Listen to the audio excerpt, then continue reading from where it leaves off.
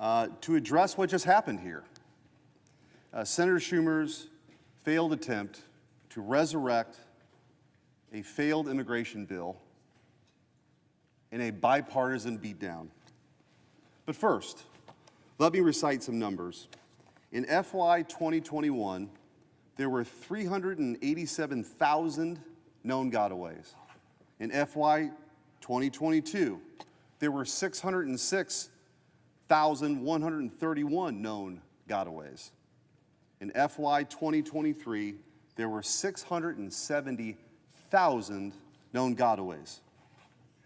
Because of Joe Biden's disastrous border policies, there are nearly 10 million people who have crossed our border illegally, dispersed throughout the United States, many of which we have no idea who they are, where they're from.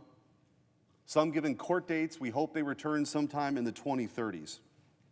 Thousands and thousands of Chinese nationals have illegally crossed our border since Joe Biden took office. The DEA has stated that the most ruthless Mexican cartels now operate in all 50 states. The American people are more at risk now from a terror attack than they have been since 9/11. How did we get here? The answer is pretty simple.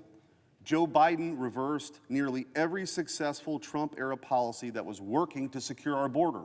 We had a 45-year low in illegal immigration at the end of 2020. That's all changed. His administration reversed the Remain in Mexico policy. His administration attempted to sell border wall materials that had been sitting and rusting at an extreme discount. He paused deportations. He took nearly 100 actions in his first 100 days to weaken our border security and signal to the cartels that our border was open for their business, a deadly business. I said from the beginning that Joe Biden has all the authority he needs to shut the border down right now. He could have shut down the border as illegal immigration numbers shattered record after record, but he didn't, and he won't.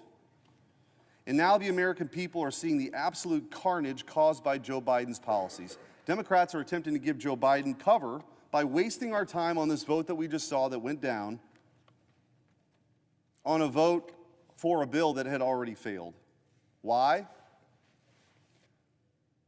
I think some people actually believe in open borders. They have no real problem with this. They believe that borders are arbitrary lines on a map, but the risk for Americans are real. And what happened on this floor, I'm trying to draw some analogy. Seinfeld was a great show, and it was famously cast as a show about nothing. This week was a show about nothing. No vehicles, no amendments on anything substantive that could help the American people, just this kabuki theater that we just witnessed.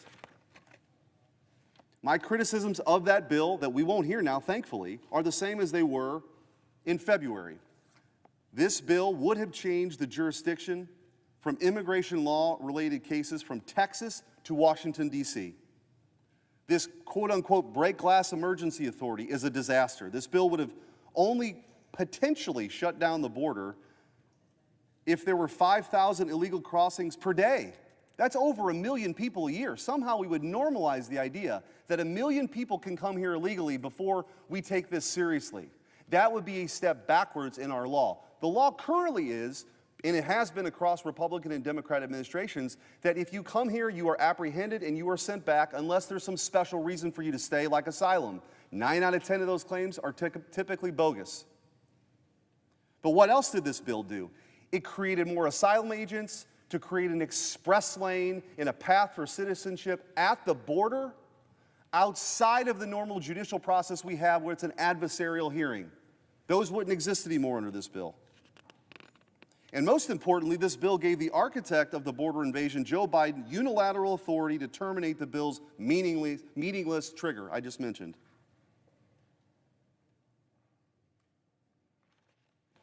This bill failed for a reason. Now it's failed twice for a reason. It took us backwards. But I think it's very important for us to remember that We have an executive branch right now that isn't interested in executing the law.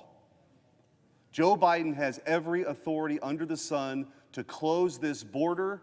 He just doesn't want to. And with that, Mr. President, I yield back.